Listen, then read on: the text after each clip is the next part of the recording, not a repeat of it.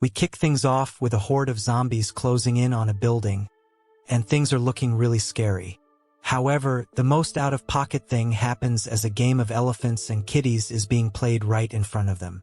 One of the zombies watching used to be a girl named Noah, whom the curvy babe recognizes. Apparently, Noah used to like our hero Kotaro, who is the raging bull in this scenario. It's like an NTR moment with zombies, and then kitty water is unleashed. After the shady acts are completed, the girl is scolded by Kotaro because she should not be playing magic mirrors with zombies. They will get into a lot of trouble if the zombies find out they are in front of them, so the girl is urged to be quieter. The girl says she could not control herself because that was just how her body was reacting to him. Kotaro laments that athletic girls need to calm down, and we learn that he is a first-year student at Nakatsuka High School. The girl says that men of culture like him are no fun when it comes to being shady, and we learn that her name is Kitokana from Otoha Girls Academy. Kotaro notices some strange noises, and it isn't looking good with all the zombies out there. It doesn't make sense to hope for help to arrive, and our hero laments that he won't be able to play shogi or any other games in the future. Suddenly, Kana puts on some cat ears and tries to act cute in front of him by saying it will all work out somehow. Kotaro asks her if she made these ears herself, and she says yes.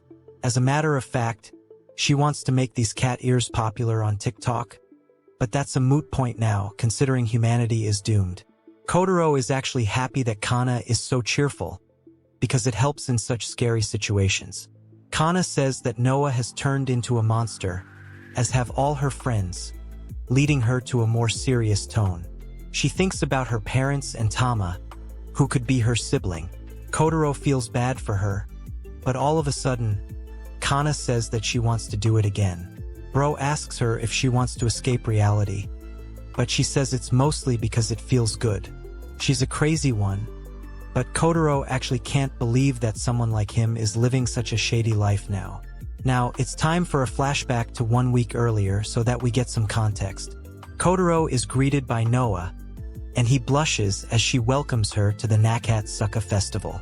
He looks like he's playing hide and seek, so Kana asks him about it, as she is with Noah, who proceeds to introduce the two of them to each other. Kana says that she does karate and dance, so our hero immediately realizes that she is a social butterfly. Noah says that Kotaro is really good at first-person shooter games, and he participates in shogi games. This is definitely going to be plot armor later on, but for now, Kana asks what's happening at the stall.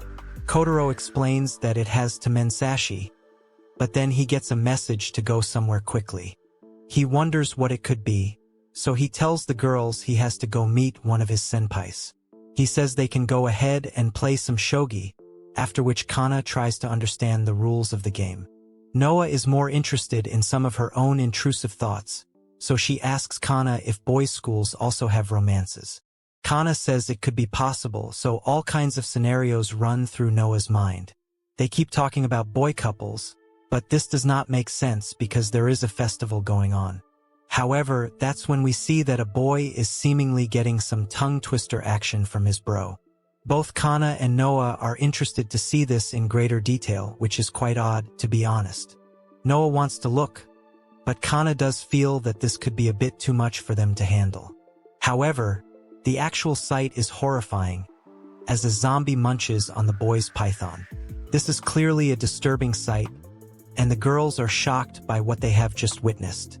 Meanwhile, Kotaro thinks about how cute and lovely Noah and Kana are. He wants to get closer to them, but he does not have the courage for it. He looks for his school president and eventually bumps into him. The prez mocks our hero, calling him an innocent boy who does not know the touch of a woman. He has lots of girls around him, so it looks like he's finally become popular, but with zombie girls as a horrific sight unfolds in front of Kotaro. Naturally, Kotaro falls to the ground in shock and disbelief, and the other students behind him also notice what is going on. There is no time to waste, so our hero gets up and tries to make a run for it. All kinds of scary and strangely shady things are happening in the school now, and the teachers try to call the cops. Kotaro only has escape on his mind, so he pulls a door, but when he looks outside, it becomes clear that he is in a zombie apocalypse story now. He can't believe what he is seeing, because this is not the kind of stuff you normally watch on comic guzzlers. Now, we see someone shouting at the zombies, telling them not to come any closer. She has a flaming stick in her hand, and she seems to be a science teacher. She continues to threaten the zombies, and we can see Noah and Kana with her too. Noah notices that the science teacher has a bite mark on her hand, and we all know what that means. However, the science teacher tells her not to worry about it. She tells the girls to get out of her soon and never come back, as she is aware of what is going to happen to her. It's a bit too late though, as Kana notices the infection spreading rapidly through her body. One of the boys tells the curvy sensei that he has always liked her, so he will hold on to the fire stick while the others run away. She even holds him with affection, but that is only because she has already turned into a zombie and is preparing her meal. The zombie sensei munches on her fanboy, but at least he goes in the arms of the woman he loves. All the other zombies now attack Noah and Kana, while Kotaro watches on in disbelief. His eyes are filled with tears, especially once he notices Noah in the middle of all the zombies. They exchange glances, but our hero is not sure if he should try to save her, because he could end up as one of the zombies. Suddenly, a little version of Kotaro shows up and asks him if this is what he really wants. After all, if he does not help now, then he will be a coward his whole life. The little Kotaro tells him to be brave, and who knows, maybe he'll even have a shot if he saves Noah.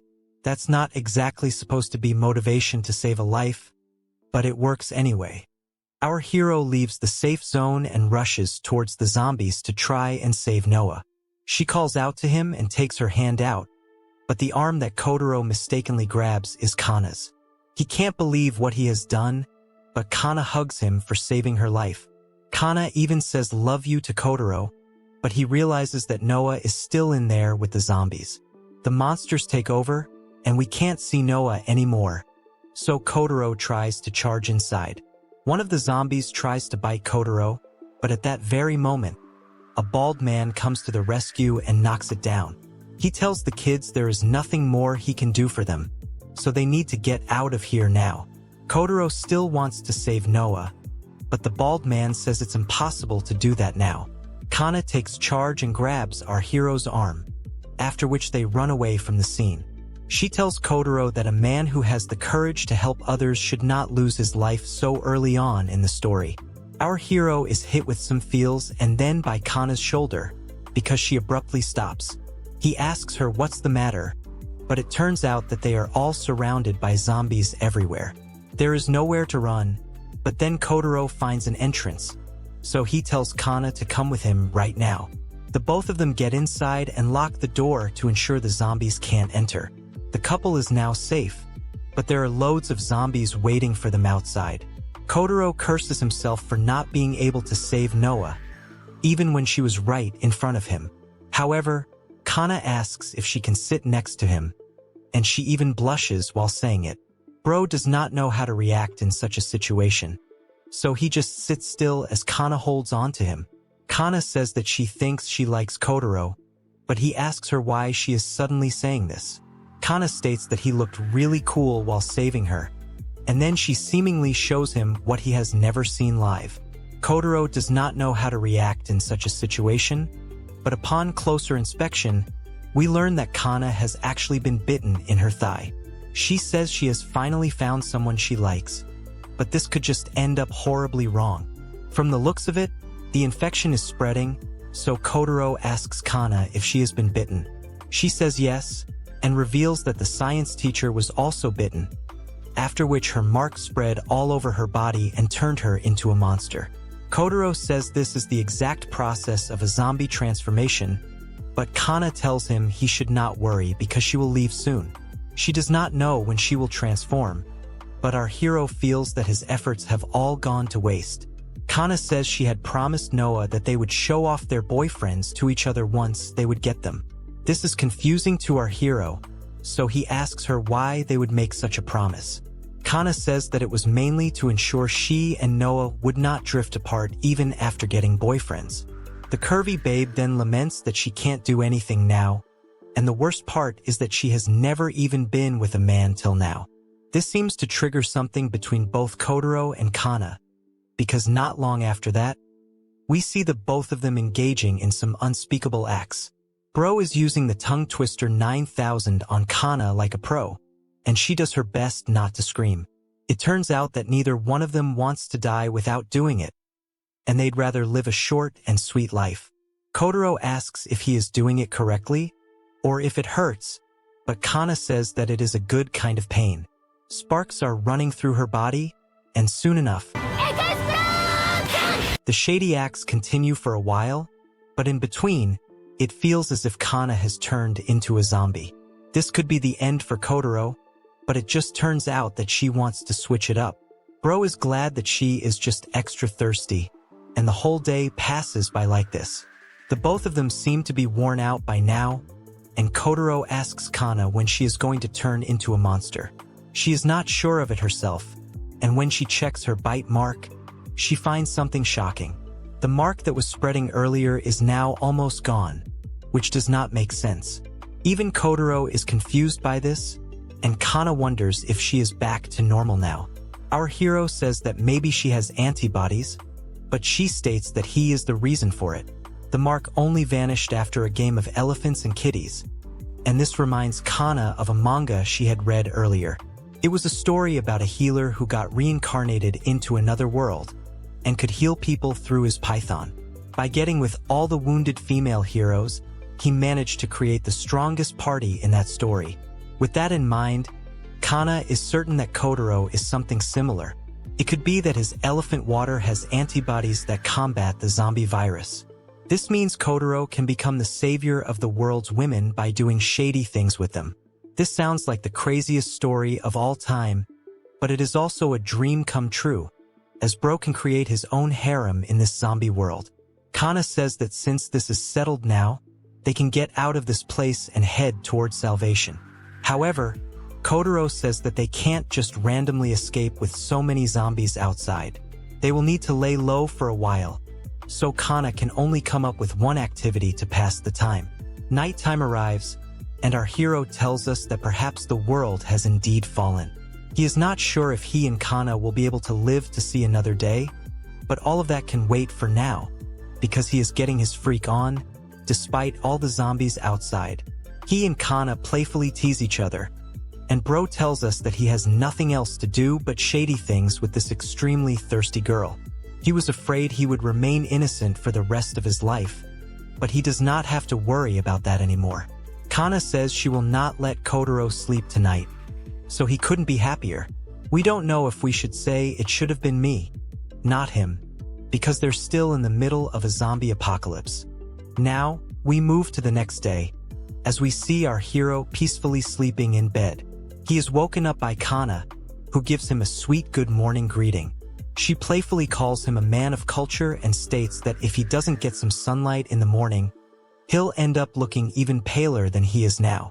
Bro is still recovering from his very pleasant wake-up call, so he blindly agrees with Kana. Suddenly, he hears some loud banging, and a zombie man shows up outside the door. Naturally, Kotaro is spooked out, but Kana takes a stick and smashes it into the zombie, telling him not to peek. Kotaro is surprised to see how strong Kana is, and even she does not understand how she was able to end the zombie with just one blow. It could have something to do with the zombie bite, but Kotaro asks why the door is even open in the first place. Kana says that she had opened it earlier to check the situation. It looks like the zombies have reduced in number, so even Kotaro takes a look. The couple notice that the zombies have indeed decreased, and it could be because of the sound of the alarm nearby. These monsters must be attracted to sound, so this is their chance to escape. Kotaro asks where they should head towards, and Kana says her school would be the right choice. It has supplies, emergency power, and the security is high, so other survivors could be taking shelter there. It's close to Kotaro's school, but the only thing on his mind is that it is an all-girls school. This means that his harem babes are waiting for him, and his eyes light up brighter than the weekend. Kana asks him if he is even listening to her, to which he says yes, but it looks like the number of zombies is increasing again. Anyway, the two of them get dressed, and Kana decides to test out her new strength. She kicks the door open and tells Kotaro to run for it. The zombie bite does seem to have enhanced her strength, so our hero feels he would do a lot better if he is around Kana. Suddenly, there is an emergency broadcast from the district office, which states that all television, telephone, radio, and internet connections are out of service. They are like Jon Snow now, as they have no idea what is going on outside. The announcement tells us that even in buildings that seem deserted, these zombies are lurking. So people should not go outside their homes unless it's absolutely necessary. Everyone is advised to do whatever they can to protect their own lives. But the main couple is at Gal's State, doing some shopping. Kana is trying on all kinds of outfits because she might as well look good during the apocalypse. She is most definitely a curvy babe, and Kotaro only watches on to enjoy the view, as if he is watching Sydney Sweeney in a new ad for jeans. Kana asks him for some comments, because he will not get such a show in his life again. But he asks if it was fine for them to enter the store without permission. Of course, Kana reminds him that they are in the middle of a zombie apocalypse, so such things should be the least of their concerns. She then adds that it was always a dream of hers to be able to buy clothes with the man she likes. This causes our hero's face to turn red, because he did not expect to be that person. Now, Kana asks him to pick something out for her, and she will try it on. He chooses an outfit, but it's more of some cosplay fantasy. So Kana playfully calls him Diddy and goes to get dressed. She tells him to look forward to the outfit, and Kotaro figures this girl really likes to toy with her boys. While Kana changes, Kotaro wonders how much more of a mess the world is going to turn into. He thinks that the store clerks have all run away, but he is also happy that he got to visit a store that only deals in gals' clothes. It's like a whole new world for an introvert like him. But at that very moment, there is some movement in a pile of clothes. There is the fear of God in our hero's face, as he notices two zombie girls, who can seemingly talk to him. They ask if he is looking for something, but bro is in no mood for a conversation, so he quickly hides from them. Meanwhile, as Kana tries on her shady outfit, she notices that the bite mark is starting to spread again. This means that she has not returned back to normal, and is going to be a recurring situation for her. This means that she will need to get with Kotaro every single time it happens, which is not bad for our hero. Suddenly, there is a sound that comes from underneath her, so she checks it out. It's just our hero, who has slid from underneath the changing room in order to escape the zombies. Kana is about to call him a creep, but after all they have done, she is in no position to be saying that. Bro quickly shuts her mouth and reveals that there are zombies outside. It's raining, so this changing room has not been discovered yet, so they will have to keep quiet.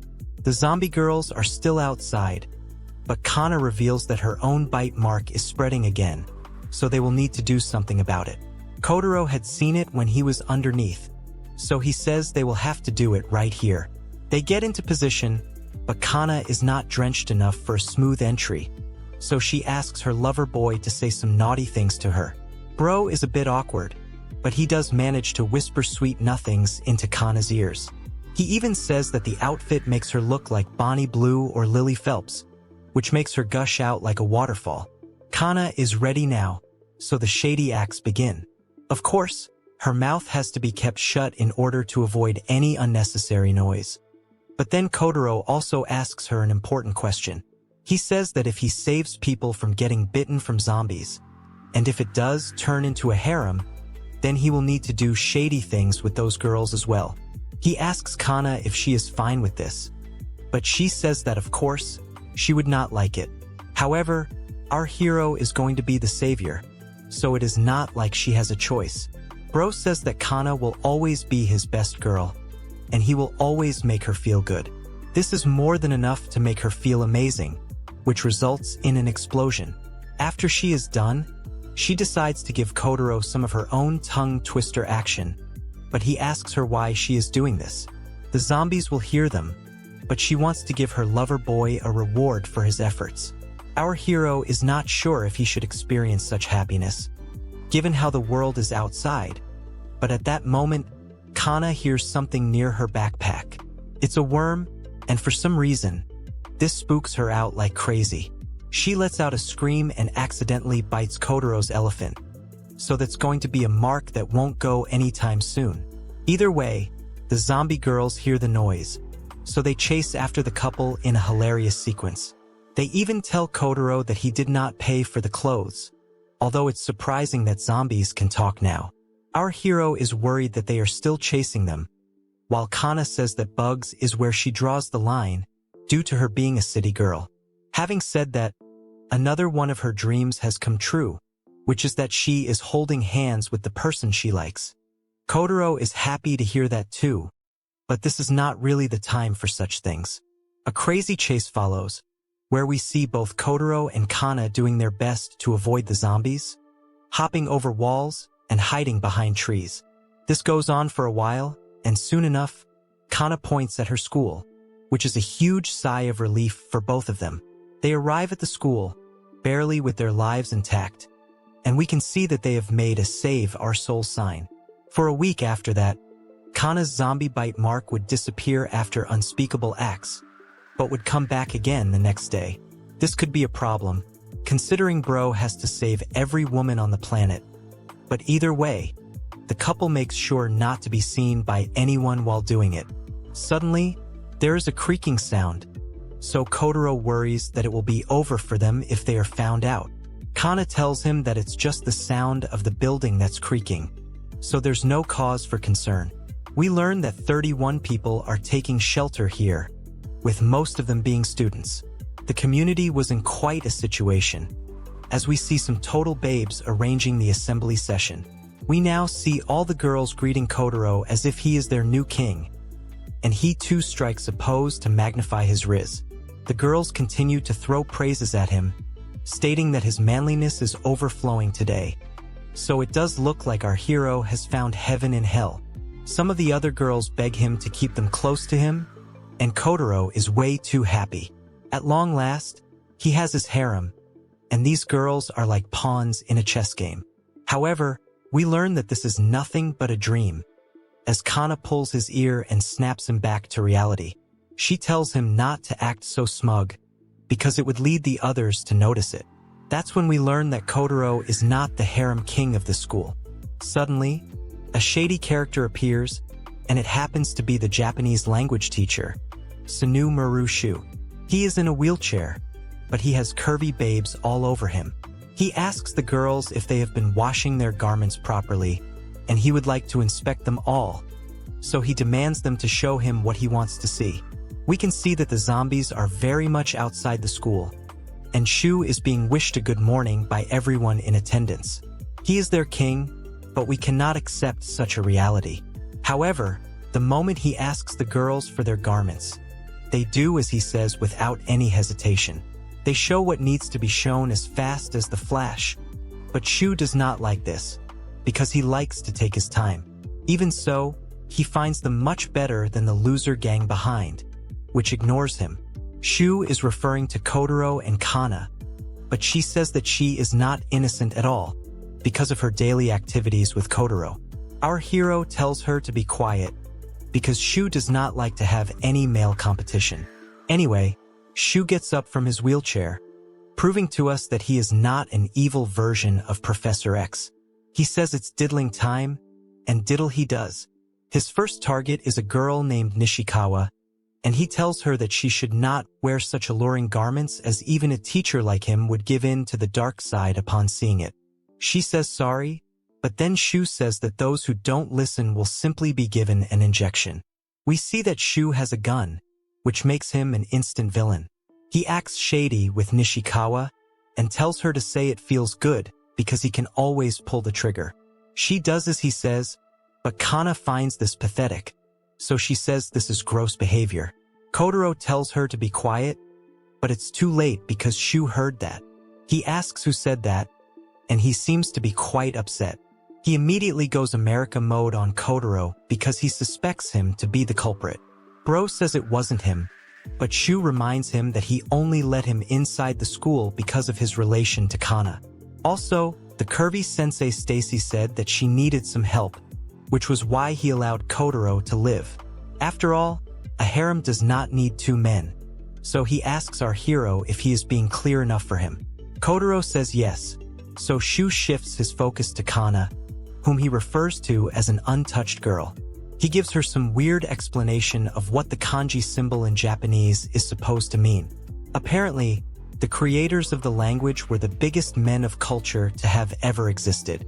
Shu then goes back to being a jerk and tells Kana that if she does not give him a tongue twister, then she does not get any rights.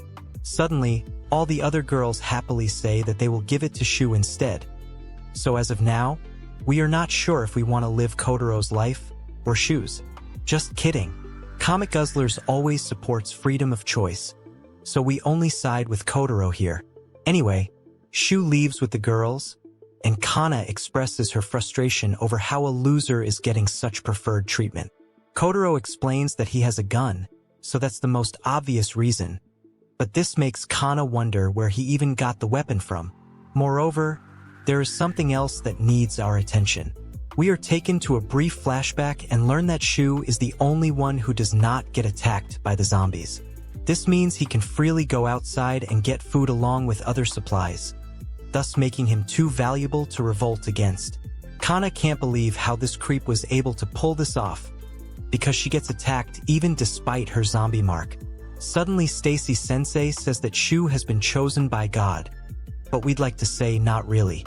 She believes that Shu will become the king of the new world, but our focus is only on her pillows. Stacy is the English teacher of this school, but she tells Kana to spread some butter nice and wide for Shu. This is not what a teacher should be advocating, and Kana says that she does not open as easily as a trash can lid. Good for her, but the sad truth is that Shu has an unreal harem of babes who are ready to serve him all the time. There are 33 people taking shelter in this school, and a huge majority of them actively support the jerk teacher. There are a few girls who did not join Shu's harem, so they are like the resistance. Due to this, they are forced to do hard labor and are given lesser food. Basically, they are getting bullied into a daily life, which is a harsh one. Of course, it's not all that bad for Kotaro because he gets to play elephants and kitties with Kana all the time. In the middle of one such session, Kana explodes and says she wants to make a public announcement of what is being done to her. Kotaro tells her not to do such things, because if Shu finds out about this, then our hero will lose everyone's trust, and most likely, his life as well. Kana, however, says that she can't control herself anymore, and her body is reacting naturally. It's not ideal, but Kotaro says that doing unspeakable things in secret is a whole lot of fun. The shady business goes on for a while, but luckily, Kana does not make any announcement. Later on, we see Kotaro getting ready to click some pictures of Kana. She is busy posing in the middle of a whole horde of zombies behind her, and she seems to be with some other girls too. They are a part of the resistance group and seem to be having fun with Kana. Kotaro is a bit confused, because he does not get why he has to film this. Kana says that this is a zombie dance, with actual zombies in the background, so it will definitely go viral on TikTok and YouTube Shorts once things go back to normal. Bro says this will be very controversial, but Kana says that every single day is tough for them anyway. They should learn to enjoy what they have, and he agrees with her. Suddenly, a girl shows up and comments on how relaxed the couple is. She is the second-year student council president, Aoki Eri, and she can't believe the resistance group skipped work to dance. Stacy Sensei is with her, and Aoki asks if the group is done setting up the barricade of 30-row desks. Kana calls her stucco for some reason, and Kotaro tells us that Aoki is Shu's right-hand woman, which could be a pun based on what he makes her do to him. Stacy Sensei tells Kotaro that as punishment, he will be stuck in the toilets until they are squeaky clean. Yes, that sucks for our hero, because dancing wasn't even his idea. Kana objects by saying they have been working since morning, so they need a break, but the curvy sensei says that she knows of a much better way to unwind for real. Of course, by that, she means coming to Shu's room, and she keeps referring to him as the king. That is super creepy, especially coming from a teacher. But Stacy-sensei tells Kana that if she does not agree, she will turn her into a toilet for Shu. That's messed up, but then someone else shows up and tells Stacy-sensei to shut up. She is a total babe named Iguchi Tuka, and she is the second-year kendo club teacher. She tells the harem girls that they should not get too confident just because they have Shu's backing. Kana is glad to see Tuka show up, and Aoki laments the arrival of some trouble. Tuka does not like that these cowardly girls are being Shu's lapdogs and still trying to bully others. Aoki acts cool and says that even though Shu is not fit to rule, a dysfunctional society still needs a king. She then comments on Tuka's pillows, but she does not understand what Aoki is saying. This only allows the brat girl to mock her some more, but now she is making Tuka angry.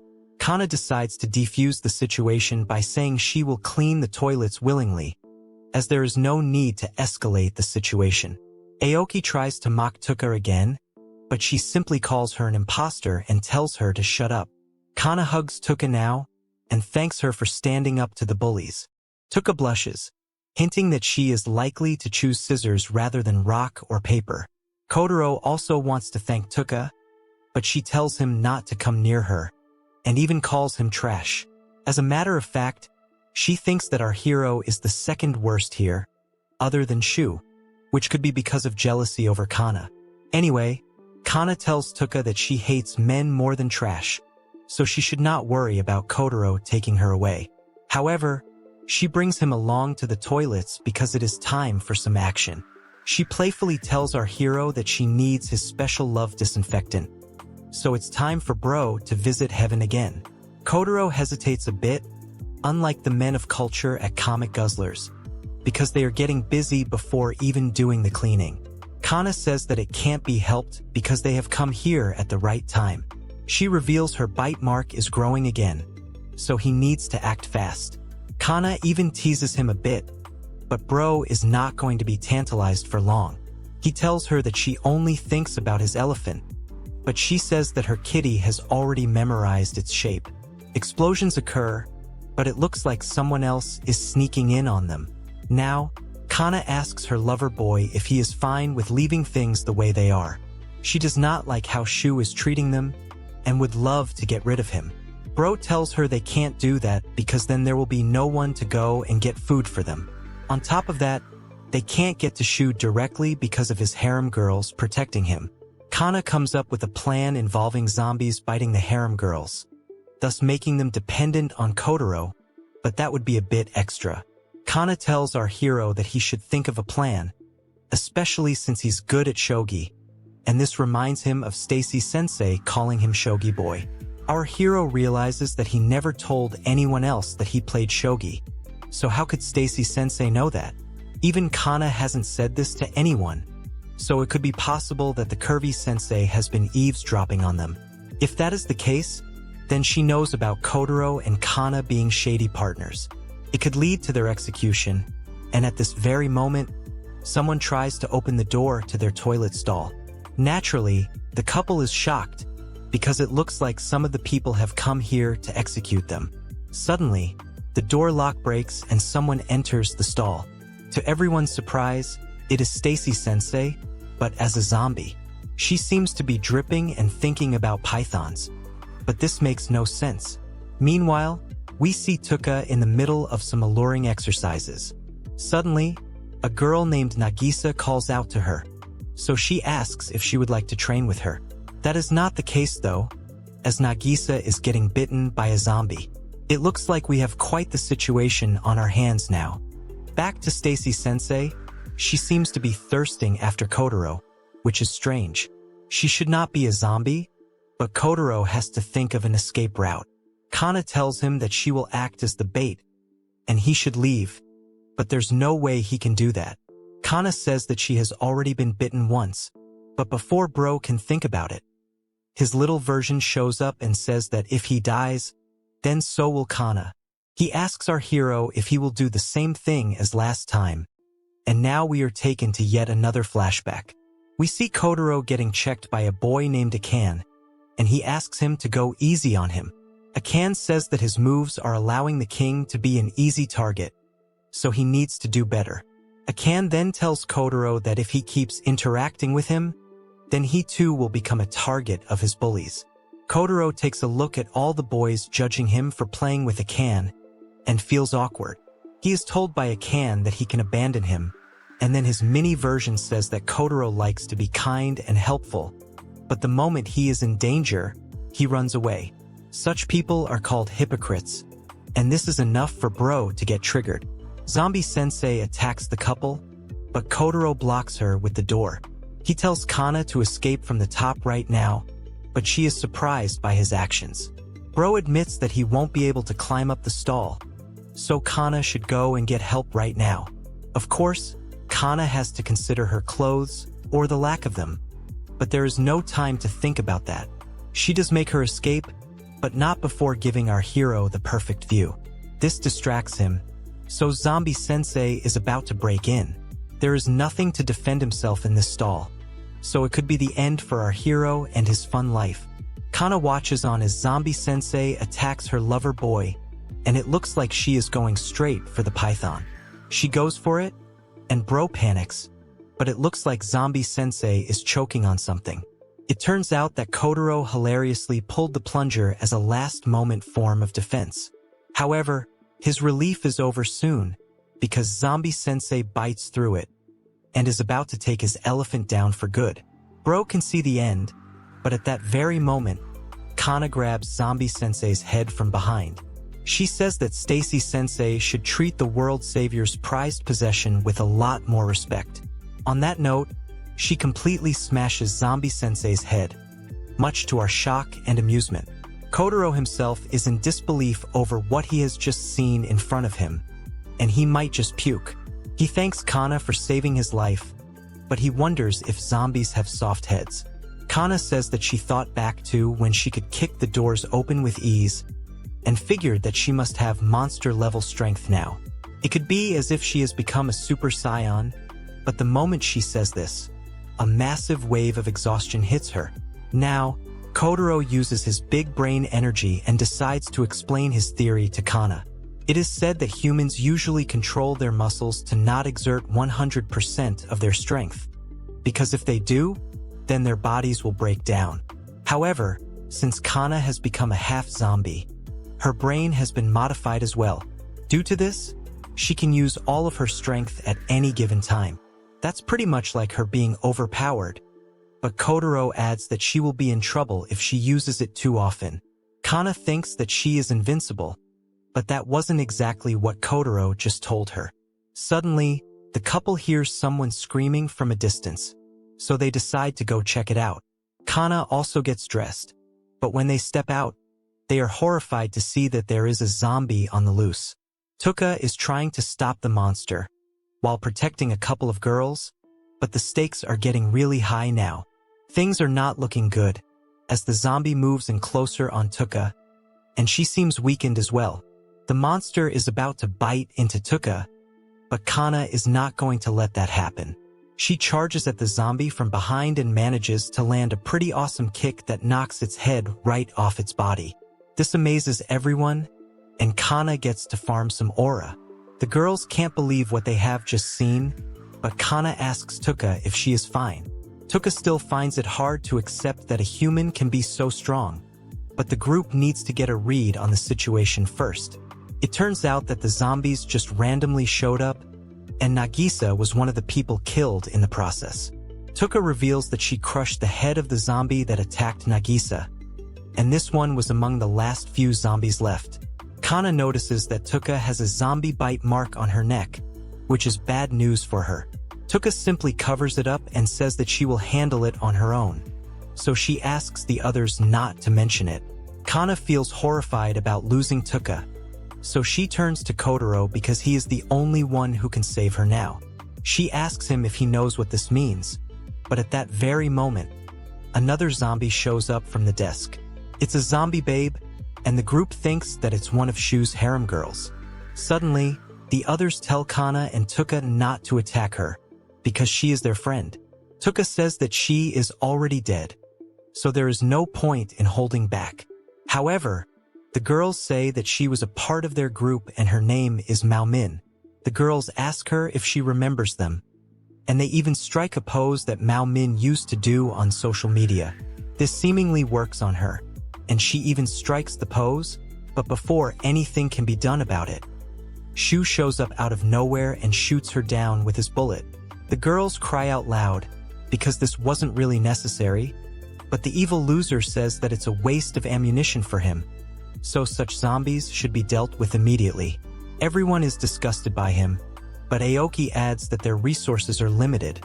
So in a way, it's a good thing that they have lesser mouths to feed. That's out of pocket, but Aoki doesn't care. And she says that they will now check for more zombies, while the others can dispose of this one's body. Shu even has the nerve to say he saved the girls, so they should let him go raw on them once. Kana and Kotaro know that these people are the worst, and the other girls cry over their lost friend. Later, in the night, we see Tuka hanging by the railing on the school's top floor. She says that she will be joining Nagisa soon, and then we are taken to yet another flashback. Here, we see Tuka smashing the zombie attacker with a fire extinguisher, but as she laments how things have turned out, she notices that Nagisa has now turned into a zombie. She approaches Tuka, who is about to attack her, but then zombie Nagisa asks her to pat her head, which shocks Tuka. She remembers the time when Nagisa would ask for pats on her head whenever she would achieve something, and this makes Tuka really sad. On that note, she does not resist zombie Nagisa and pats her on the head, which led to her getting bitten. Back to the present, Tuka admits that she got careless, but at the end of the day, she could not refuse the last wish of her student. She says that she will not become a monster, so she will end it all before she can turn. With that, Tuka goes for a leap, but she is stopped almost instantly by some mystery people in masks. We all know who they are, but Tuka demands answers. She is knocked out in one shot by one of her kidnappers, and she passes out after that. Later, Tuka wakes up, but she notices that her hands have been tied together. She is in her bare garments, so she wonders how things came to be this way. Suddenly, she hears a voice commenting that she has finally woken up, and it is none other than Kana, who is having some fun with Kotaro. She says sorry to her senpai for being so thirsty, but Tuka has no idea as to why she is witnessing something like this. Kana even goes a step further by saying she feels even better knowing that her senpai is watching her. Tuka is still trying to accept that this is indeed Kana in front of her, and Kotaro behind her. The teasing goes on for a bit longer, but it looks like Kana already gets one explosion in. She wants more, so she goes for Tuka's pillows, which makes things more intense, but Tuka asks why this is happening if Kana and Kotaro are related. Of course, the truth is that they're not Alabama siblings, but Kana tells Tuka that it's her turn next. Tuka is visibly shaken up, and Kotaro asks if it is really okay for him to be doing this. 20 minutes ago, we had seen Tuka trying to jump, and the couple noticed it. Kana obviously didn't want her senpai to go through with it, so Kotaro suggested tying her up first, to make things easier later. This was when they got into that weird cosplay disguise, but our hero was still worried that Tuka wouldn't agree to it. After all, she hates men more than anything, but Kana said that the best option would be to show her the process. Basically, if she can see how fun it is, then she would probably give it a try as well. It's not very likely in the real world, but at Comic Guzzlers, everything is possible. This gave Kotaro the motivation to go ahead with the kidnapping, and now we are back to the present. The shady couple welcomes Tuka into the savior's harem, but she says that she will end Kotaro. Bro is confused, because they just explained the whole process of reversing the zombie bite. However, Tuka would rather become a zombie than be touched by a man. That's a really stubborn attitude, but Kana tells Tuka that she wants her senpai to survive. After all, there's lots to look forward to in life, and Kotaro adds that he is only doing this because there is no other way to save Tuka. She finally comes to her senses and asks for the ropes to be removed. The couple does as she says, and Tuka claims she won't feel anything, so Bro can get it over with. He wants to confirm that it's a yes, but he does look a bit shady as he says this. Contrary to what Tuka says, she gets a massive surge of passion the moment our hero connects with her. Kotaro asks why she is reacting this way, so she says that his finger felt like air. Since that's the case, Bro decides to give her some finger blaster moves, and she goes crazy. Tuka makes a cute face in the middle of all this, and it works for Kotaro. Now, it's time for some tongue twisters, and it drives Tuka to her limits. Since she is enjoying so much, Kotaro and Kana tease her about this being her first time. She is clearly embarrassed, but Kana makes it easier for her senpai by offering her own tongue twister 900 in an effort to convince her to join our hero's harem. Seeing this would only drive Kotaro's intrusive thoughts into overdrive, so he goes for the final attack and conquers the woman who hated him. While the explosions are happening there, we now shift to another scene wherein Shu's group is exploring a storage room. Aoki can sense that the teachers in this area were bitten simply by looking at the blood. Basically, what happened was that two infected technicians who had come to repair the cameras here got trapped inside and turned into zombies. Stacy-sensei must have entered the room with another student by accident, and that's what led to the outbreak. But what was she doing with the student over here? That's when we learned that Stacy-sensei actually had a really bad reputation, and she was like the female Diddy. So, she must have come here with the student for some diddling time and got caught by surprise. Aoki feels that some obstacles have been overcome now, so Shu can act more freely. Now, one of the girls reveals that they have found Stacy-sensei's body. It's without her head, so the girls wonder who could have been able to do this. It's certainly not a human, so they think it could have been another zombie. However, Aoki says that the head was crushed neatly, so this has to be the work of a human. This becomes more interesting for the Prez girl, and as she tries to narrow down her suspects, she comes across a device on the floor. It's a recorder, which means that things are about to get a whole lot more interesting. The next day, we see a human anatomy figure labeled Kotaro, but we don't know what it's for. Turns out that this is a practice figure for Tuka, who manages to slash it down with ease. Kana is amazed by this, but Kotaro wants to know why his name was on the dummy. Tuka notices that she has gotten a huge power-up now because of the zombie bite, but it also takes a lot of energy out of her. She is about to fall because of exhaustion, so Kotaro comes to the rescue, although he only grabs her by the pillows. It leads to a funny moment, but our hero still finds Tuka adorable. She is visibly enraged, so Bro tries to explain that he did it out of instinct. Of course, you can't erase a lifetime's worth of rage with one shady session, so Kotaro gets smacked as a result of it. Now, the girls get together and say that they are ready to take down Shu with ease. They are quite enthusiastic about this, but Kotaro tells them they can't do this. Tula gets angry and accuses him of being on Shu's side. But then Kotaro explains that the girls can't use their powers on the school's grounds. After all, they can't risk the others finding out that they are half zombies. Especially with the requirement to do naughty things. This could be a problem. Somebody like Aoki will instantly make the connection if she sees these powers. So it would lead to the trio getting banished from the community. Basically, even if they take down Shu, they will still not get accepted by the others. The girls realize that Bro is talking sense, but they need a plan of action. He says that they should use these powers on the outside, not the inside, which can help them overcome Shu. Since he can go outside to collect food, he is treated as extremely valuable. But if this group goes out and gets some supplies too, they will be on equal footing. They can also get much better stuff than the school's stockpiles. So Kana is instantly on board. Tuka asks if this will be possible, but Kotaro says that anything is possible with their powers. The whole idea is to offset the balance of power in the school, after which Shu will lose his harem girls. If they can do that, then they will defeat the villain without even needing to fight. This is a great strategy, and our hero decides to call it the Kosaka system, mainly because he wants to have a legacy in the new world. The name is a bit goofy, but the girls are in on the plan. Kana takes a look outside and says that the plan may sound good in theory, but there are way too many zombies outside the school right now. Even our hero did not expect to see so many zombies out in the open. So Tuka asks him if his Kosaka system can counter this.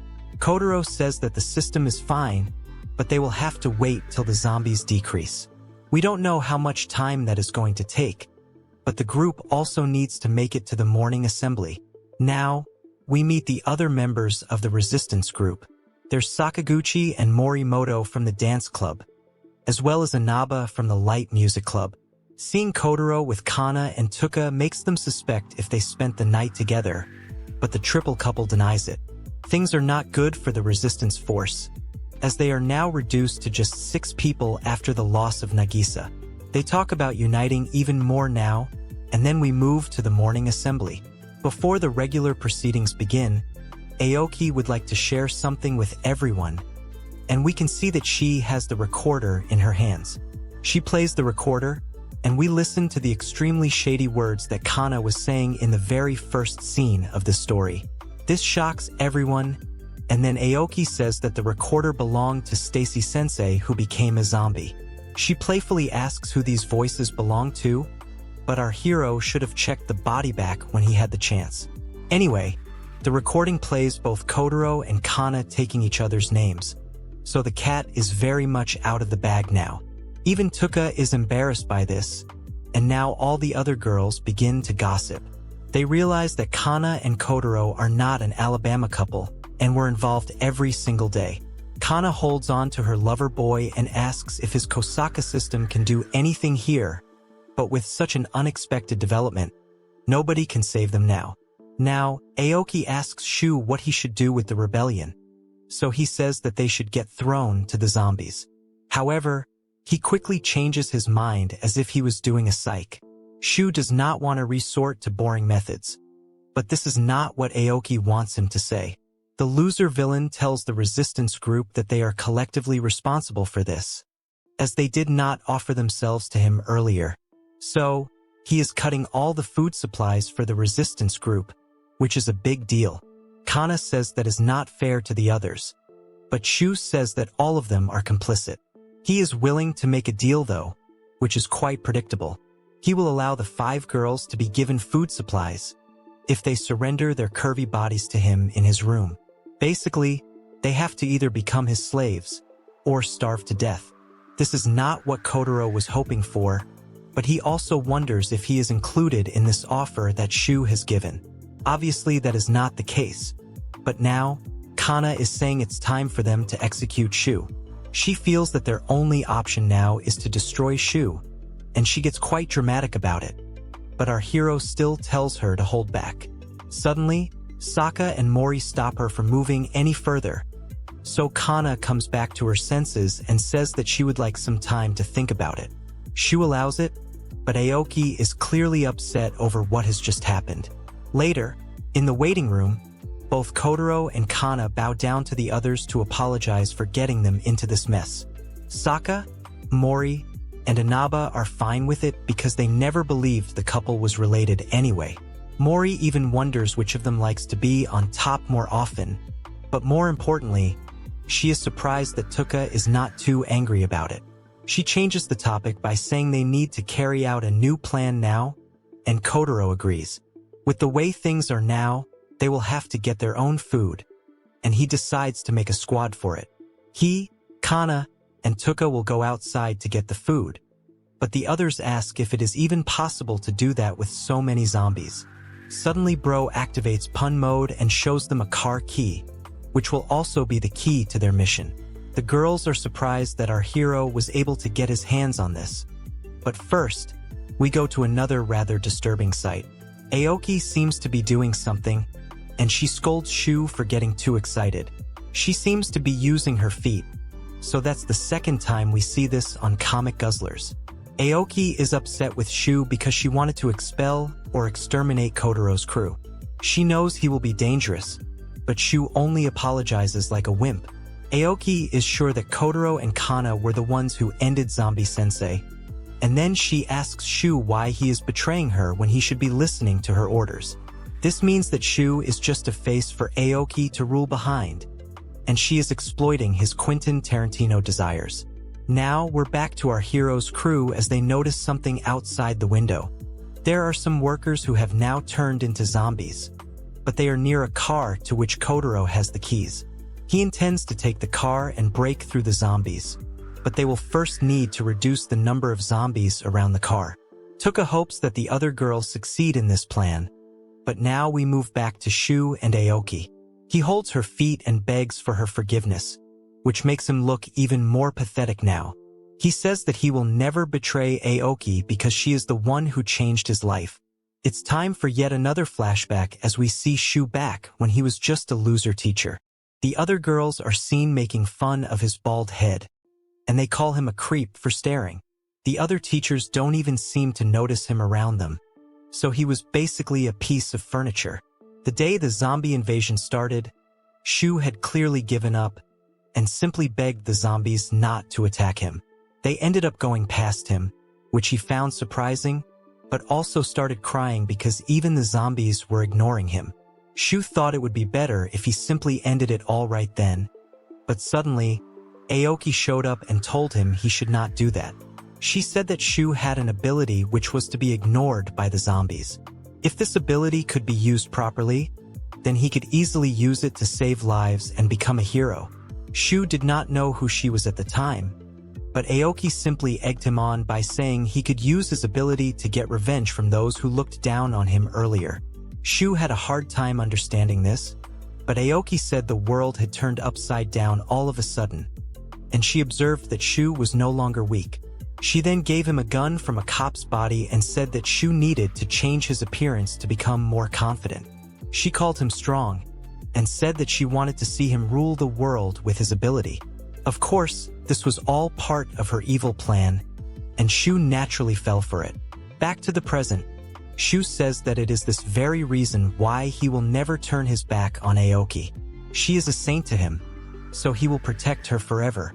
However, he starts coughing, which is a bit weird, so Aoki asks if he is fine. Suddenly, there is a surge of noise, so Aoki becomes curious. All the other girls also gather around, as the zombies get distracted by the noise, which is coming from Saka, Mori, and Inaba. The other girls ask them what they are doing, so Inaba says that this is a rap battle to decide who will go into Shu's room first. Saka kicks things off with a rather funny rap about someone who may have been acting high and mighty on her. Mori seems to go a step further by talking about form and emptiness from a philosophical standpoint. Meanwhile, we see both Kana and Tuka going at it, chopping up zombies from next to the car. Tuka asks why the engine hasn't started yet, but Kotaro asks her to hold on a minute. Kana says they don't have much time, because Inaba and the girls can only go on for a while longer. Our hero continues to press the start button, but the car's engine doesn't seem to be working. Back to the girl band, everyone has gathered around them, and even the zombies have lined up. Mori now kicks in with her own rap about a girl who acts innocent, but is actually just lonely. This keeps on going for a while, and the lyrics become weirder and weirder with every passing second. Shu wonders why this is happening, because both people and zombies have gathered around the girls. Aoki figures it out soon enough, and she tells Shu they need to rush to the other side right now. He is confused, but by the time they reach the other side, they notice that Kotaro and his babes have entered the car. Now, our hero suddenly realizes that he is supposed to step on the brake when he presses the start button. The car does start, but Tuka can't believe bro didn't know this. He says that this doesn't happen in the video games, but that's quite suspicious. Kotaro says that in the games, they used to call him the pinball of Shudo Expressway, so it's all good now. He is a bit rusty, and from the building, Shu gets really angry. He is about to shoot at the triple couple, but Aoki stops him. This actually works out in her favor quite well, because the dangerous ones are leaving the school out of their own free will. They can continue back to the way things were, and now we see Kana urging bro not to hit the students. He's not very good at this, but Tuka tells him to just smash his way through the zombies. It seems simple enough, and Kotaro activates road rage mode as they blast their way through the zombies. Now, we see a girl praying to the skies and immediately shift back to our hero's gang. He wants to go to a big supermarket nearby, but there is no road that's passable. Kana is upset that there are no living people in sight, but then Tuka asks the others if they want to check on whether their family members are fine. Kotaro's home is in Chiba, and Kana's is in Yokohama, but Tuka's is in Tochigi, which is quite far away. Commuting must be tough for her, but then she takes a look at her zombie bite, which is growing. Tuka asks about Kana's clothes, so she says they got them from a gal shop before coming to the school. Tuka says stealing is not good, but Kana says she left some spare change. As funny as that may sound, it's time to take a break somewhere. Kana realizes that Tuka's wound is opening up, so she needs a shady session, but Tuka does not like how direct she is. Even Bro thinks this is a good idea, and then they come across the Lovian Hotel Resort.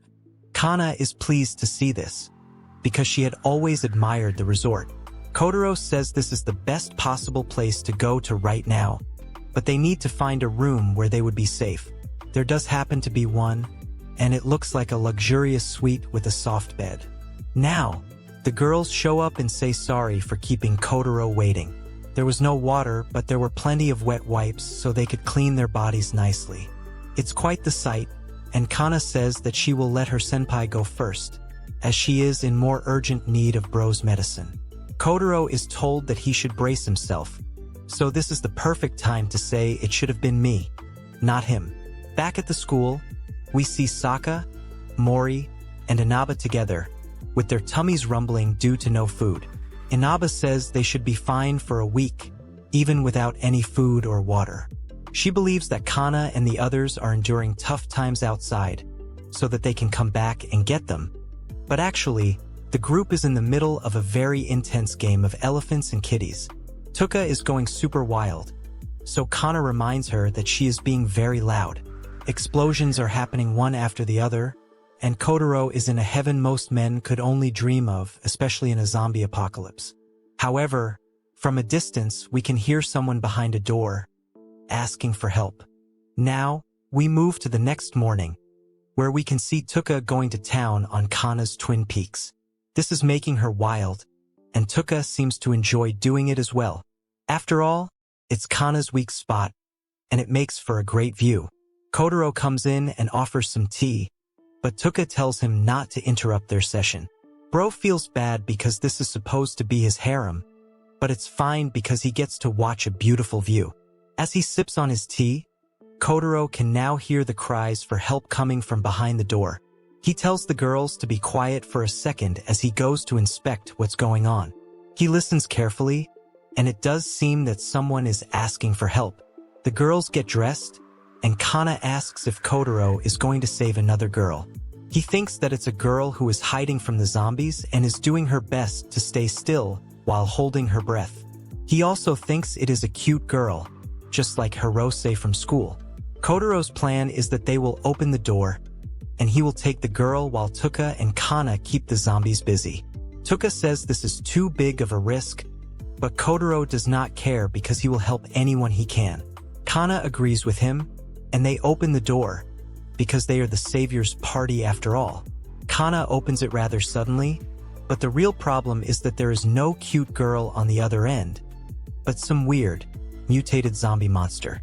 It continues to ask for help, but we have officially entered Resident Evil territory.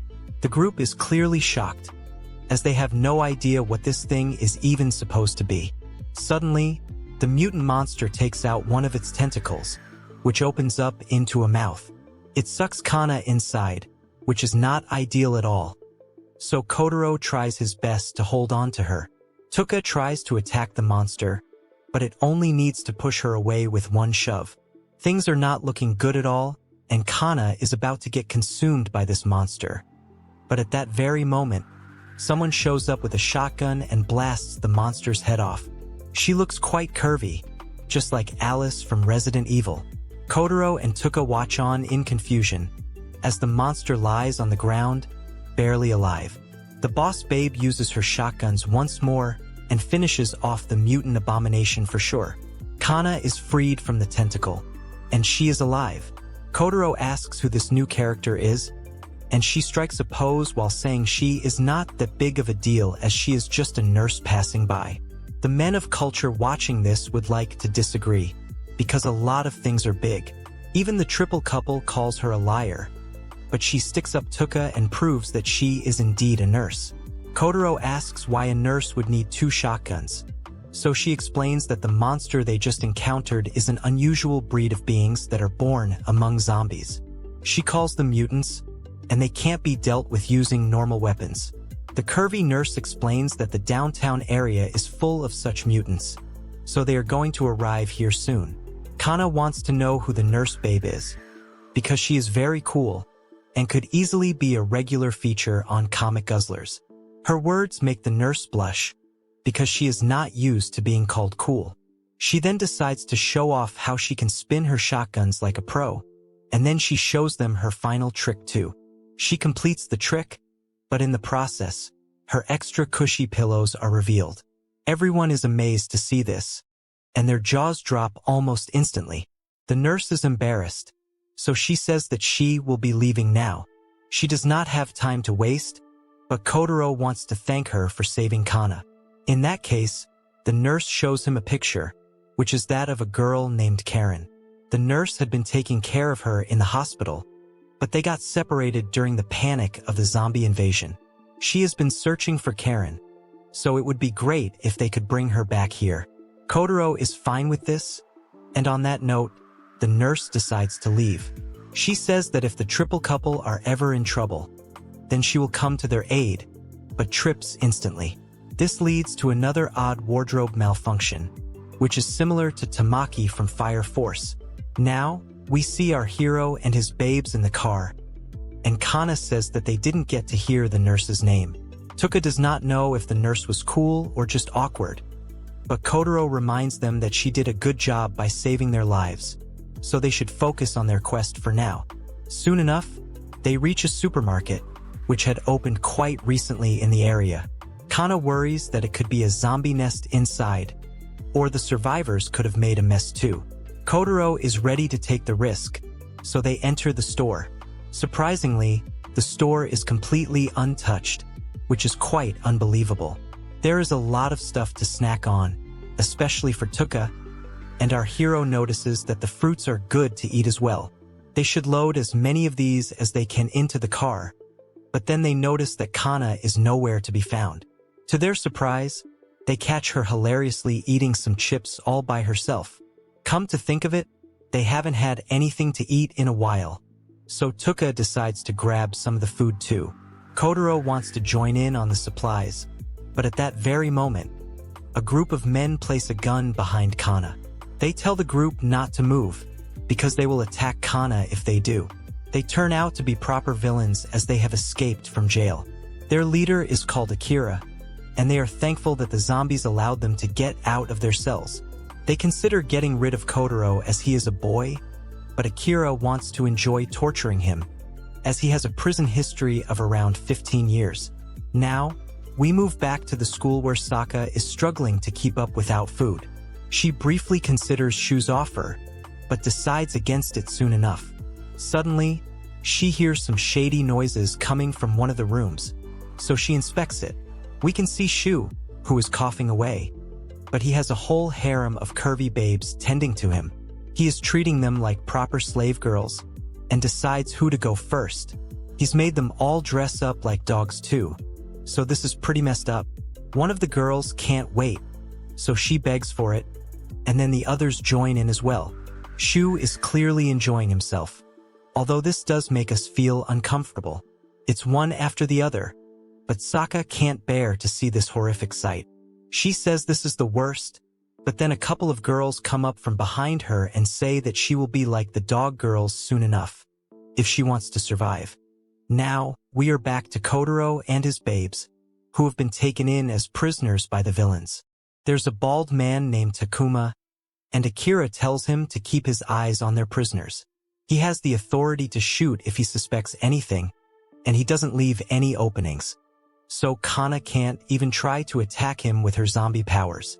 The crazy goon tells Kana not to get any stupid ideas, because they are now in power thanks to the world turning upside down. Now, it's all about strength to survive, and there is no room for weaklings. Akira wants to start with the girls, so he tells his men to throw Kotaro in the back room. Our hero is shoved inside, but he lands on something that is soft, warm, and moist. At first, he does not understand what this is, but then someone asks him how long he plans to do this. Bro looks up and notices that his face was resting on a hostage girl's kitty. She looks just like the girl in the nurse babe's photo, so she must be Karen. Kotaro apologizes for his intrusion, but he wonders what has been done to her. It does not seem as if the goons have violated her yet, but Karen finds him creepy because he is staring at her.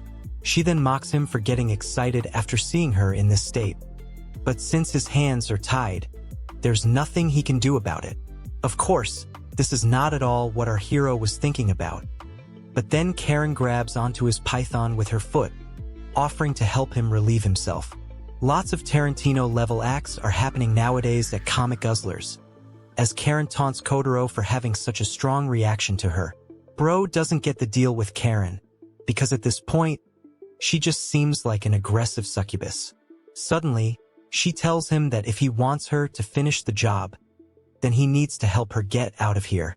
She calls him Kotaro a commoner, but she has tears in her eyes too, meaning she is desperate to escape. Karen repeats herself once more, but he says that even if she asks this from him, it's not like he can do anything with his hands tied. Karen calls him a commoner once again and says he is useless. She makes fun of his elephant size and says that a high-class girl like her shouldn't even waste her time on his manhood. Kotaro really doesn't get why she is acting so mean, but Karen gets even weirder by imaging a knight coming to save her on a horse, after which she starts thinking about the horse's member. Suddenly, Kotaro starts banging his head on the floor, which is an acceptable reaction. Karen is confused, but it turns out that he was actually trying to get a folding knife out of his head. Our hero says that this situation was very much what he had expected, so he came fully prepared for it. He then mocks Karen for calling him a commoner, as he frees himself from the ropes. All of a sudden, Karen acts nice and starts complimenting Bro as well as his python. Kotaro decides to have some payback, so he asks Karen if this is how she should behave when asking someone for his help. She says that she will do anything for him, so he tells her that she should open her mouth wide open for him. She does exactly that, and just as we think that Kotaro has given in to the dark side, we see that he has actually put the knife in Karen's mouth, so that she can cut off his ropes. She can't believe this was what he meant, but Kotaro tells her that she is an extremely shady woman. Eventually, our hero is freed, and he tells Karen about the nurse babe who is looking for her. We learn that her name is Ogasawara, and Karen wants to meet her. However, she does not want to meet her in her current form, so Kotaro fears that the goons did something to her. Karen reveals that before Kotaro got here, the men had captured her, but she acted too thirsty in front of them by saying she wanted to have her first time this way. The goons did not like this about her, because they like it better when the girl is not being so proactive. This was why Karen was just put in the back room. Our hero asks her exactly how shady she is, but she says that she can't control herself.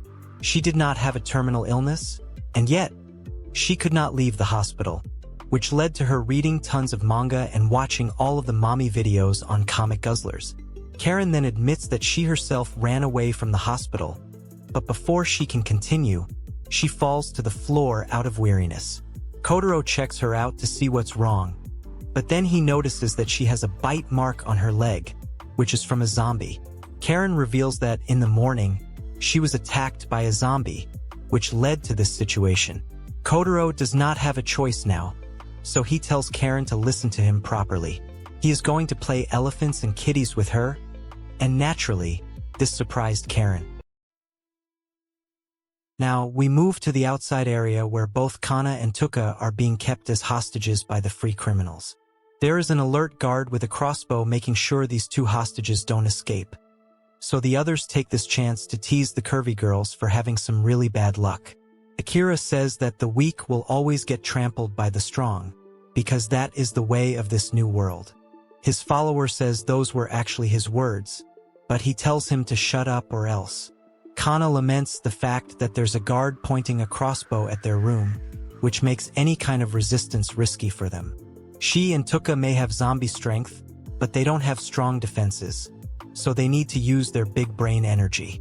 Tuka says that they just need to wait for the smallest opening, and then they can take down the prisoners. The girls are somehow talking to each other through eye contact, as they prepare to take some injuries if needed. However, Kana notices something on her senpai's neck. Her bite mark is starting to show again, and then Kana checks her own thigh to see it's the same as her. They need some elephant water medicine, otherwise they are going to turn into zombies. Tuka wants to remain a man-hater, but even she admits that she needs our hero to save her. More importantly, both the girls are feeling quite hot and heavy, almost as if it's mating season for them. Akira does not seem to understand what this means, but he likes the look on their faces. His follower asks if he can go for the one with big pillows, but Akira scolds him because the both of them have massive pillows. Even criminals should have some kind of decency, but the girls figure this is their time to attack. Now, we move back to Kotaro and Karen, who tries to act as if what is going to happen is against her will, but she does not have a choice, so she will allow it. She makes a really shady face as she asks Bro to get on with it, but he is hesitant. Karen asks what's wrong, so he says that since he is doing it for the first time with her, he is getting reminded of his first time in general. He is a bit nervous, but he is supposed to be the man here, not the woman. Even Karen can't believe what she is hearing, so she begs him to do the unspeakable. She was actually getting in the mood, but Kotaro is ruining it with his nervousness. She then says that she was wrong to expect anything from Kotaro, other than disappointment.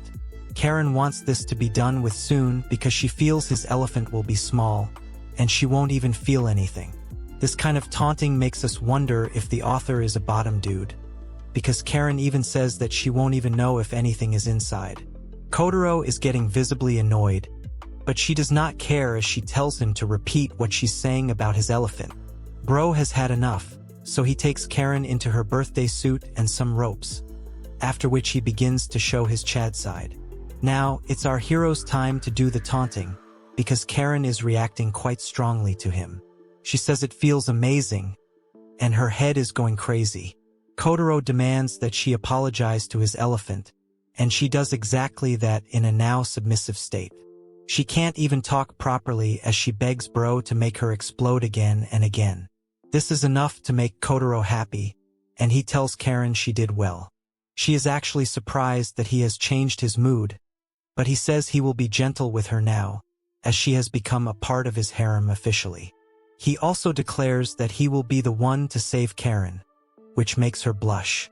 She thinks of him as her knight in shining armor, so the tongue twisters come out to play.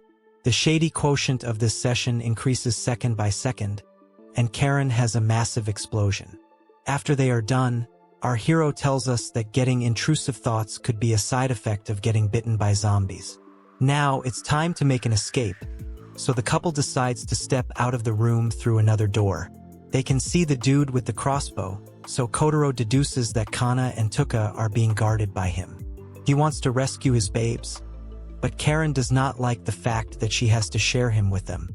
Our hero ignores those words and says that if they can knock out the only obstacle in their way, then Kana and Tuka should be able to handle the other two prisoners. Karen asks if she can borrow the knife from earlier, but Kotaro doesn't understand why. She insists, so our hero does as she says. Now, Karen reveals that her father taught her some handy skills, and one of them was throwing knives with precision. Her dad must have been Liam Neeson from Taken, because Karen lands a bull's eye on the man's hand, rendering him useless. Karen also has her zombie strength with her, so the attack is a lot more than just effective. Akira and his follower get distracted by this, so Kana and Tuka take this as their opening. They both get up at the same time and land kicks onto the criminals to knock them out. One shot is all it takes, thanks to their zombie powers, and the girls break free from their ropes too. Tuka taunts the men for saying the strong will trample the weak, because that is exactly what's happened here. Now, Kotaro shows up, and can see that his babes have knocked out the villains. He comments on how violent this is, but Tuka identifies Karen as the girl from the photo. Kotaro reveals that she too has been bitten by a zombie, so she has been added to his harem. The new girl makes it difficult to like her, as she greets the other two as if they are commoners.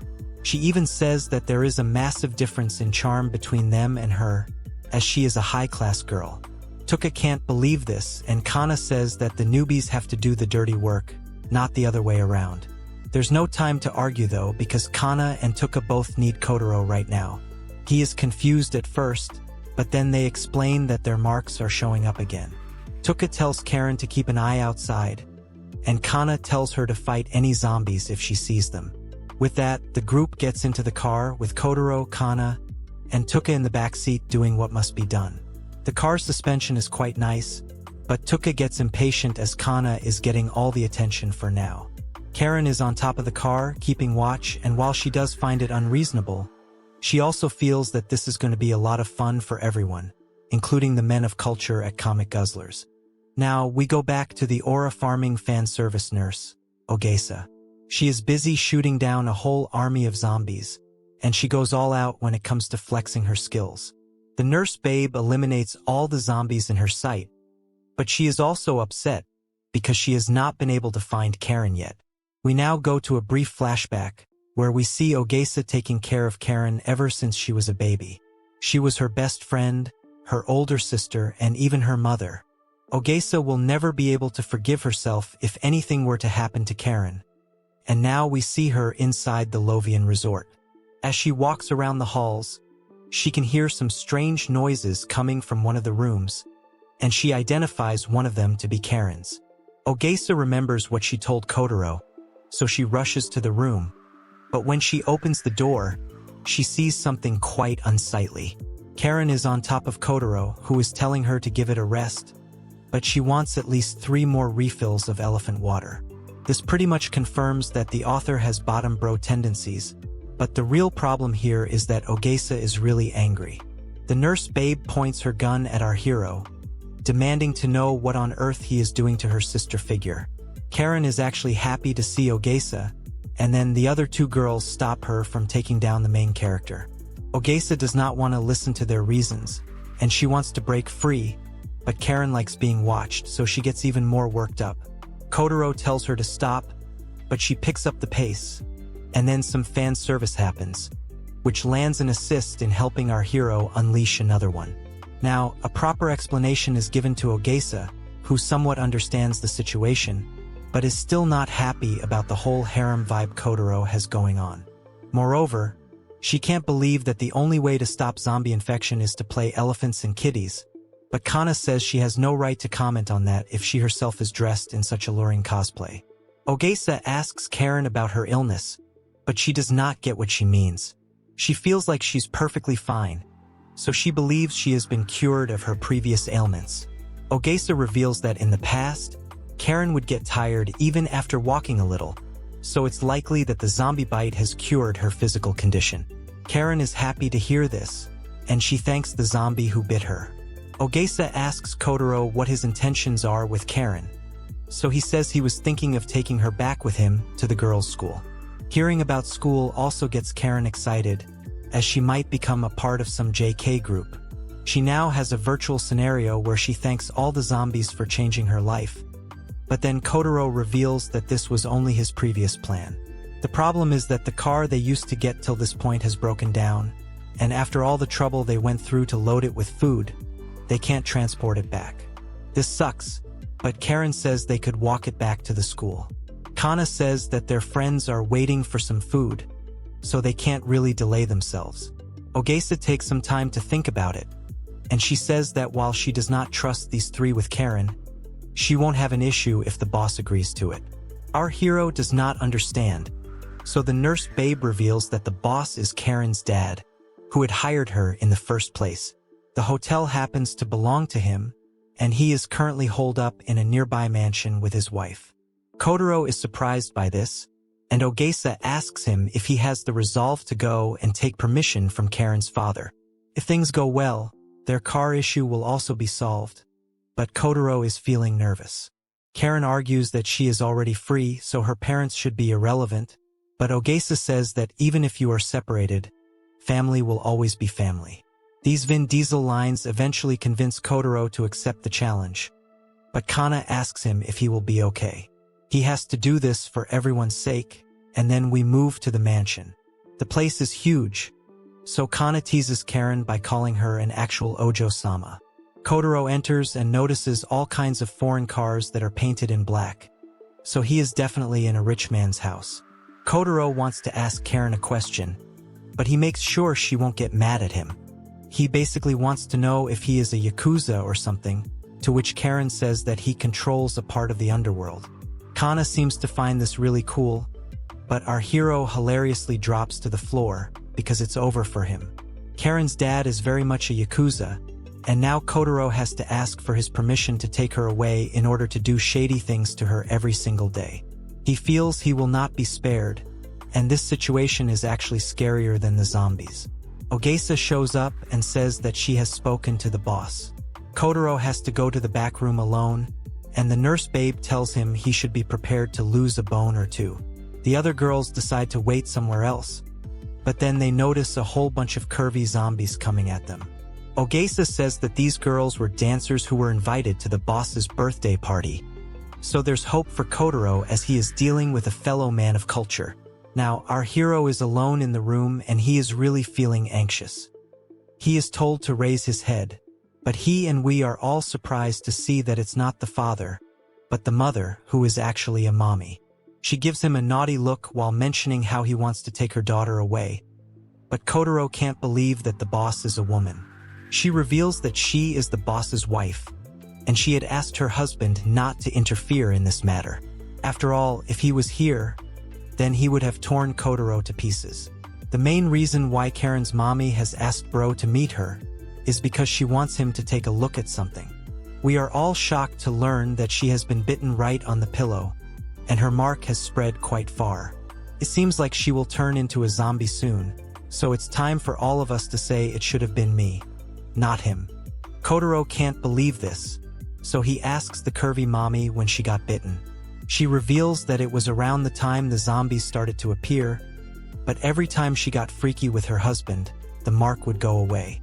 This is a big revelation, because Karen's dad has the same ability as Kotaro. The problem for the mommy is that her husband has become old and weak, so he is not able to keep up with the pace at which the mark comes back. At this rate, he will be gone well before she turns into a zombie. This can only mean one thing, and the mommy confirms it by telling Kotaro to get started with her. He says no, but the mommy says that it's fine to let go every once in a while. Bro is really scared, because he most definitely can't handle the wife of a Yakuza. The mommy says that if he does not do anything about this mark, then she might just turn into a zombie and bite him, meaning the story will end right here. Kotaro does not know what he should do, but then we shift to Ogesa going back to farming aura by shooting down zombies. There are way too many of them, so even Karen has to ask how many pole dancers her dad had to hire. Kana and Tuka show up with some weapons they found in the storage room, so it's time for some female empowerment. Kotaro's babes become like the Powerpuff Girls, but with zombies, as they take down all the monsters in front of them. Meanwhile, we can see that our hero has made his decision, and it is the right one. Karen's mommy is absolutely losing it, and Kotaro can't figure out how she is able to move her hips exactly like Shakira. She must be into limbo dancing, and she is going to squeeze Bro dry at this rate. The mommy's name is revealed to be Kurin, as her husband calls out to her in the middle of this session. She nervously stops as he says that he wants her to only dance for him, even if she is doing it alone. Kurin tells her cuck husband that he should not open the door, as she is practicing a dance for their wedding anniversary. The dress is also supposed to be a surprise, so Mr. Cuck says okay. Kotaro asks Kurin what will happen if her husband finds out about this, and she says that they will both be at the bottom of the sea. This seems to excite her even more, as the tongue twisters come out to play. Our hero realizes that if Kirin was bitten on her Twin Peaks, then she must have been cheating on her husband even back then. The man she was having an affair with must have turned into a zombie, but she says that no one is perfect.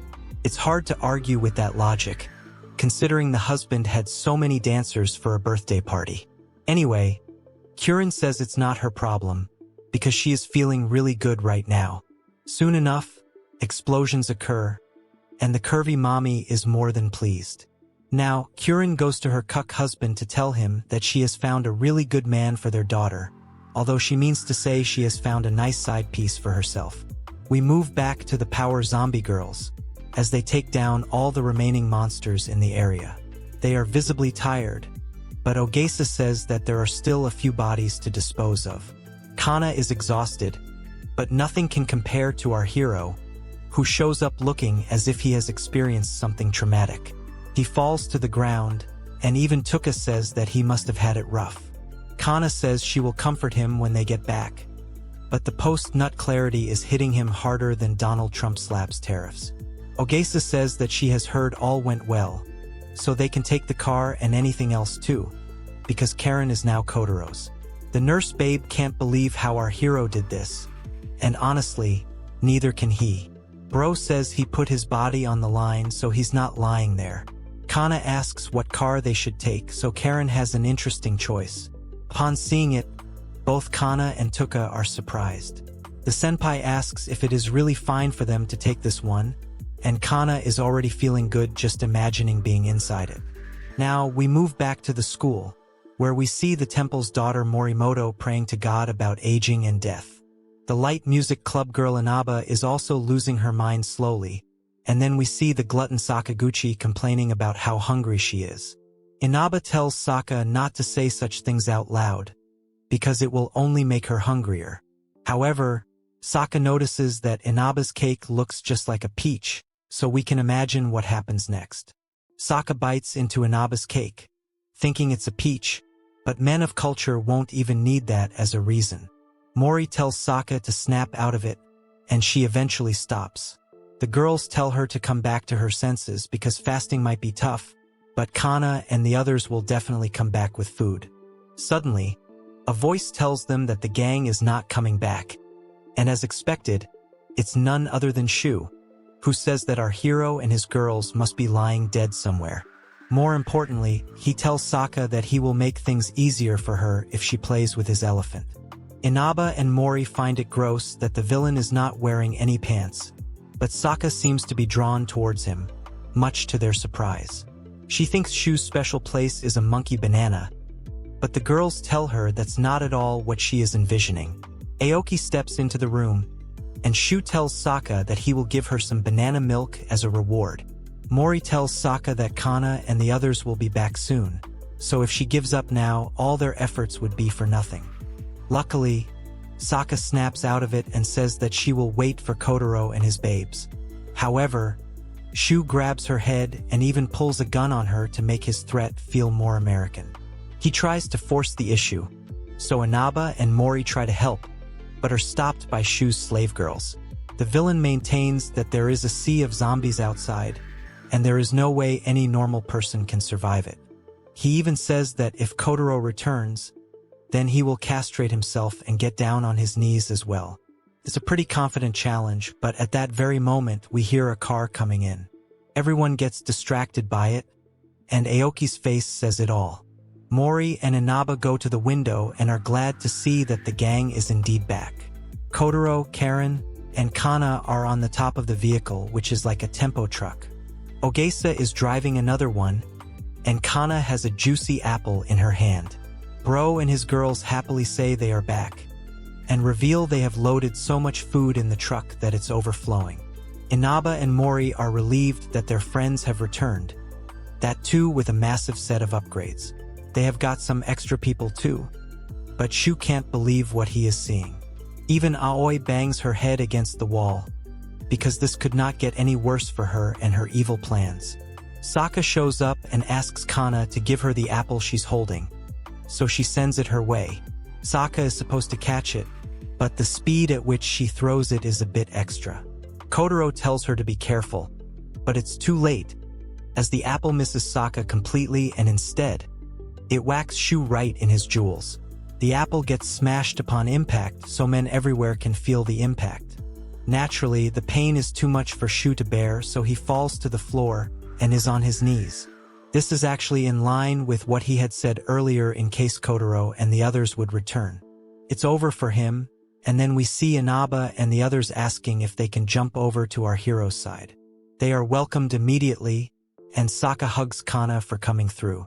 Now that the reunion is done, Tuka decides to climb up the vehicle with a megaphone. She announces that they have all returned with a huge amount of food, and they will be able to continue gathering more food in the future as well. This is why the girls in the school don't have to keep up with Shu's horrible behavior any longer. Ogesa is pleased by this, because everyone was only listening to Shu because they had no other choice. Now they do, so it's time to abandon the villain. On that note, Tuka says that all of them should survive in this zombie world together. Seems like a good enough speech, but for some reason, none of the girls respond the way they should. As a matter of fact, they are all just standing there and not giving any kind of response, which shocks our hero and his gang. Aoki now gives us a shady smile and reveals that it is exactly what she had been telling everyone this whole time. Tuka does not understand what she means by this, so Aoki states that these people have already turned into zombies. This was not expected at all, but Aoki does seem to have figured it out. Things are getting really interesting now. How is Kotaro going to counter what Aoki has just said? Will the other girls in the school turn over to their side? And what about those mutated monsters from earlier? There is a lot more to unpack in this story, but sadly, we have come to the end of today's video. For now, please like, share, and subscribe if this is the kind of zombie apocalypse you also want to be a part of. Who's your favorite babe so far? Is it Kana, Tuka, Karen, or the nurse babe Ogesawara? How about Inaba, Mori, or Sokka? If you like this story and Kotaro, please make it known in the comments below. Otherwise, I may not continue the story, which actually has a lot more crazy parts. Okay then, I'll see you in the next one.